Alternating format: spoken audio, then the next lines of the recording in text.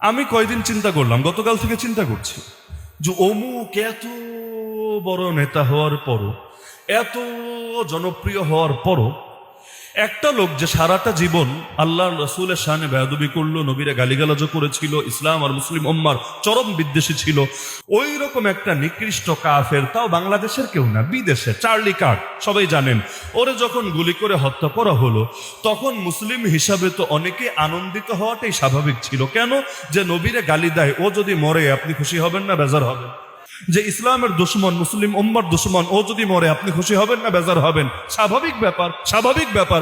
হাজ্জাজ বিন ইউসুফ মরলো, এই সংবাদ যখন হাসান বসরি রাহমাতুল্লাহ আলাইহি, নাম তো শুনেছেন, তার কানে পৌঁছলো, তিনি আল্লাহর উদ্দেশ্যে সেজদায় লুটিয়ে পড়লেন, আল্লাহর কাছে প্রশংসা করতে লাগলেন। তাহলে দেখা যায় জালেমের মৃত্যুতে, পাপিষ্ঠের মৃত্যুতে খুশি হওয়া এটা অন্যায় কিছু না, বরং এর হাজারো দলিল আপনি উম্মতের বড় বড় ইমামদের জীবনীতে পেয়ে যাবেন। সেখানে মনে করলাম যে না, আপনি খুশি হয়েছেন এটা বলতে পারছেন না, বললে অনেকে নারাজ হবে, চুপ থাকেন। কিন্তু নিন্দা কেন জানাচ্ছেন, শোক কেন প্রকাশ করছেন? আমার মাথার মধ্যে চিন্তা আসলো, কি দরকার ছিল? তো বাংলায় না ইংলিশে শোক প্রকাশ করা লাগলো, মানে বাঙালিরে বুঝ দেওয়ার দরকার নেই, অন্য কাউরে বুঝ দেওয়াটা উদ্দেশ্য ছিল। কারণ এই দেশে ইংলিশ কয়জন পারে? এখানে আমার সামনে যত মানুষ বসে আছেন, একটা ইংলিশ আর্টিকেল পড়ে কয়জন ঠিকভাবে বুঝতে পারবে আমাকে বলেন? সবাই পারবে, তাই না? সবাই পারবে, প্রশ্নই আসে না। তো এই দেশের মানুষের ভাষা যেটা না, তাহলে সেটাতে জানানোর কি দরকার ছিল?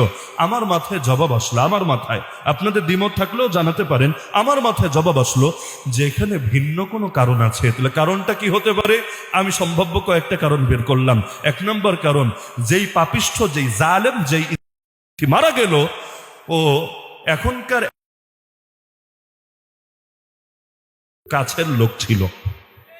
তার মানে ওরে যদি একটু শোক জানায়, দিলে একটু ভালো লাগতে পারে, একটু আনন্দিত হতে পারে, আর সে খুশি আমার পক্ষে, সে খুশি, আগামী দিনের সব ধাপা আমার জন্য সহজ হওয়ার আশা করা যেতে পারে। দ্বিতীয় হলো, শোনা যাচ্ছে যে তার সে নাকি লবিস্ট হিসাবেও কাজ করত, ওই দলের জন্য একটু দালালি টালালি করে দিত কাছে, সত্য মিথ্যা জানি না, হলে হতেও পারে। ওই দলের বিভিন্ন নেতার ছবিও আমি দেখেছি তার সাথে, একসাথে বসে মিটিং করছে, একসাথে সেলফি তুলছে। তাহলে প্রেম আর মহাব্বত যদি না থাকে, মানুষ তো আর গিয়ে ছবি তোলে না। প্রেম আর মহাব্বত না থাকলে একসাথে বসে তো মিটিং করে না। তো বুঝলাম 2 দিন আগে নবীর মিলাদে শুভেচ্ছা জানালেও নবীর দুশ্মনের প্রতি শোক কেন প্রকাশ করতে হচ্ছে? ওই যে কারণ হইল যে দেশ যদিও স্বাধীন, দেশ যদিও সার্বভৌম, কিন্তু কোনো কাফের মুশরিক পরশক্তির পা চেটে চেটেই আমাদের চলা লাগে। তাহলে ঐক্যের বয়ানের আগে এই কথাটা মাথায় ঢুকান, ইমাম মাহদি আসার আগে চূড়ান্ত ঐক্য, সর্বদলীয় ঐক্য, সর্বজনের ঐক্য সম্ভব নাকি অসম্ভব? তাহলে বয়ান করার দরকার কি? যদি ঐক্য অসম্ভবই হয়, আমার বয়ান করার দরকার কি? দরকার হলো চেষ্টা তো চালাতে হবে, চেষ্টা তো চালাতে হবে।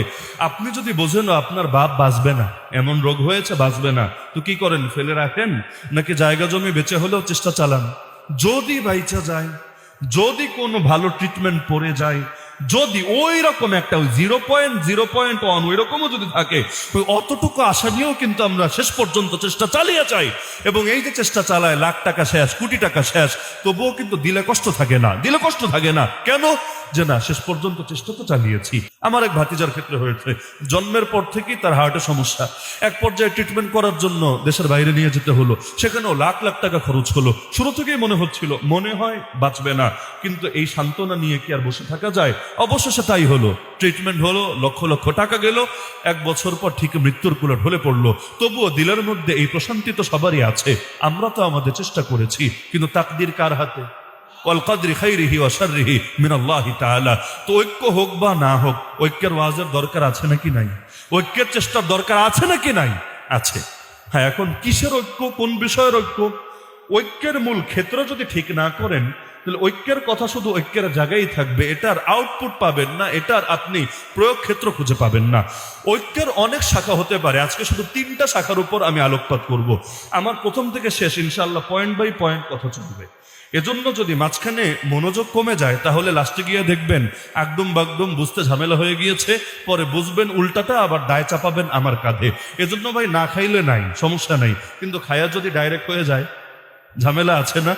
এজন্য আল্লাহর ওয়াস্তে কথা শুনলে মনোযোগ দিয়ে শুইলেন, এমন যাতে না হয় আমি যেটা বলি নাই আগামীকাল সকালে আমার নামেই সেটা চালাতে শুরু করে দিলেন। এজন্য আমি যেটা বলছি খাইলে ঠিকভাবে খান, ওই বদহজম হওয়া থেকে নিজেকে বাঁচানোর চেষ্টা করেন। তাহলে আমি তিনটা ঐক্য নিয়ে কথা বলবো। এক নম্বর হলো রাজনৈতিক ঐক্য। এক নম্বরে আসলটা শুরু করি। কি ঐক্য?